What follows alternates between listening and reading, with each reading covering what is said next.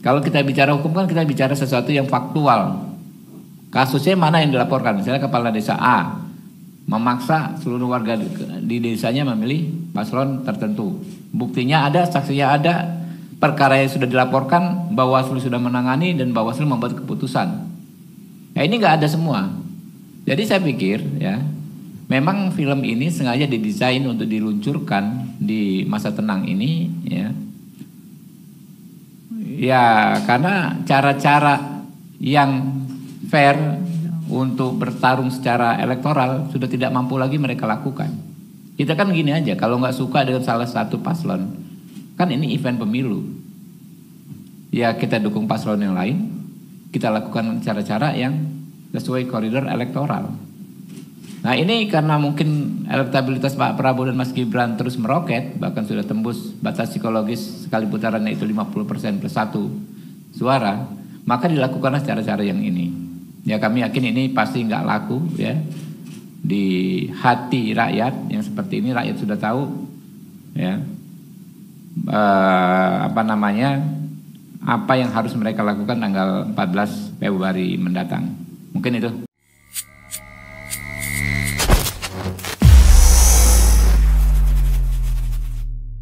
Mengapa kepala desa selalu menjadi subjek dan objek politisasi? Sederhana untuk menjawabnya. Karena selama ini kepala desa itu cukup banyak dijanjikan hal-hal tertentu. Kita ingat Jokowi sendiri, Presiden Jokowi pernah menjanjikan 3 periode untuk masa jabatan para kepala desa ini. Bahkan kalau kita lihat dalam konteks sebelumnya, SBY pun pernah menjanjikan pengangkatan sekretaris desa menjadi ASN secara bertahap dari tahun 2007 sampai menjelang pemilu 2009. Selain itu, kalau kita lihat dari data ini menunjukkan bahwa kasus-kasus penyelewengan dana desa itu sangat mungkin dikonversi menjadi alat tukar dukungan politik. Kalau Anda lihat, bayangkan dari begitu banyak sektor tindak pidana korupsi di sepanjang tahun 2022, terbesar itu adalah APBD desa, anggaran pendapatan dan belanja desa. Dan itu sangat mungkin dikonversi lagi-lagi, sangat mungkin menjadi bagian upaya untuk menekan dan dijadikan upaya untuk dukungan politik dengan imbalan tidak melanjutkan proses bermasalah dari kepala desa tersebut. Hal lainnya, Anda bisa lihat barangkali kami merekam ya kesaksian kepala desa yang mengaku diminta untuk memenangkan pasangan calon tertentu oleh pihak yang berbeda. Juga terkait dengan penyaluran bansos dana desa, dan ini sebenarnya menjadi gambaran betapa pemerintahan desa itu sering ditekan. Nah, jadi ada 2 tekanan sebenarnya, ada dari 02 juga ada dari 03. Kalau yang dari 03 itu arahan langsung dari bupati untuk memenangkan, dan targetnya adalah satu desa itu minimal 50% plus 1 kemenangan untuk paslon 03. Itu melalui camat menghubungi paguyuban kepala desa. Yang dimenangkan itu mulai dari capres dan juga ada target dari caleg. Kalau yang dari 02 itu tiba-tiba 1 minggu sebelumnya kepala desa dikumpulkan untuk membentuk teknis penyaluran bantuan beras. Itu sangat tiba-tiba dan datanya itu entah dari mana, itu tidak sesuai dengan data kemiskinan desa. Akhirnya juga menjadi polemik di desa. Itu yang bantuan dari pemerintah. Kemudian di hari yang sama saya dihubungi anggota kepolisian untuk meminta izin akan menggunakan balai desa untuk deklarasi 02. Waktu ada berita beberapa kepala desa yang tersangkut korupsi, tiba-tiba 3 kabupaten lain menjadi sasaran. Itu kita senantiasa diawasi Polda. Bahkan ketika kami dikejar laporan, kita harus menyiapkan laporan selama 2021 sampai 2023. Kita tiba-tiba diminta untuk menyiapkan laporan karena akan ada indikasi diperiksa oleh Polda.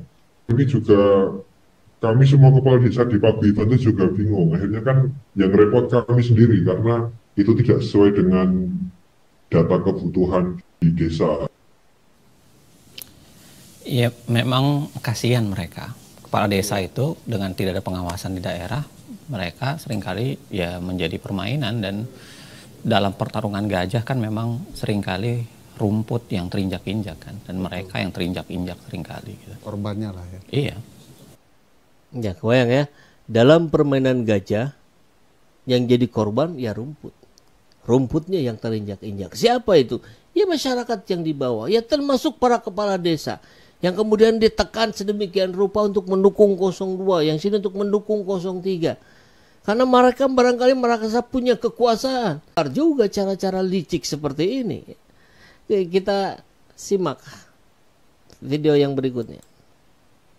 Karena ternyata bukan hanya di level bawah kecurangan-kecurangan itu terjadi, tapi juga di kalangan pejabat negara. Siapa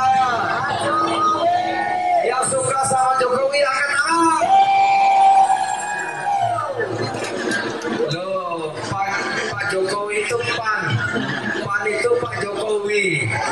Makanya kita dukung Gibran. Cocok? Gibran itu sopo sih? Ucapan terima kasih Pak Jokowi atas pembagian bansos berupa beras seberat 10 kg yang dilakukan Menko Bidang Perekonomian Airlangga Hartarto. Pembagian bansos Karena ternyata bukan hanya di level bawah. Di level bawah para kades ditekan untuk memenangkan 02 dan 03. Ini terbukti ya, tadi ada informasi datanya. Yang di atas juga tak kalah memalukannya, membuat narasi-narasi kotor. Ini sudah pernah kita bahas ya, bagaimana Zulhas dengan sangat culasnya mengatakan PAN itu Jokowi, Jokowi itu PAN. Dan sebelahnya PSI, PSI itu Jokowi, Jokowi itu PSI. Ya Allah. Kemudian mengaitkan bahwa bansos ini dari Jokowi. Erlangga juga kurang lebih begitu. Ini kan orang-orang pintar tapi membodoh-bodohi rakyat. Kita simak video berikutnya.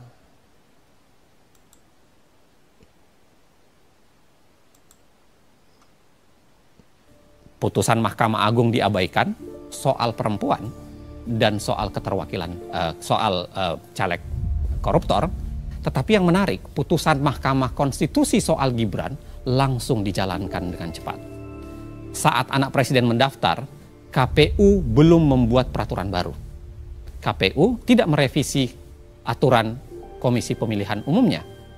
Tapi pendaftarannya diterima dan Gibran buru-buru disahkan sebagai calon wakil presiden. Kita semua tahu ya, dari serangkaian pelanggaran etik secara kelembagaan maupun pelanggaran etik secara pribadi, kita punya catatan ada 3 sanksi yang sudah jatuh kepada KPU, Ketua KPU, khususnya Ketua KPU Hashim Asy'ari. Pada April 2023 dalam kasus wanita emas, tadi saya sudah ingatkan, sanksinya adalah peringatan keras terakhir. Geser sedikit dalam kasus keterwakilan perempuan, sanksi yang dijatuhkan terhadap Ketua KPU adalah peringatan keras.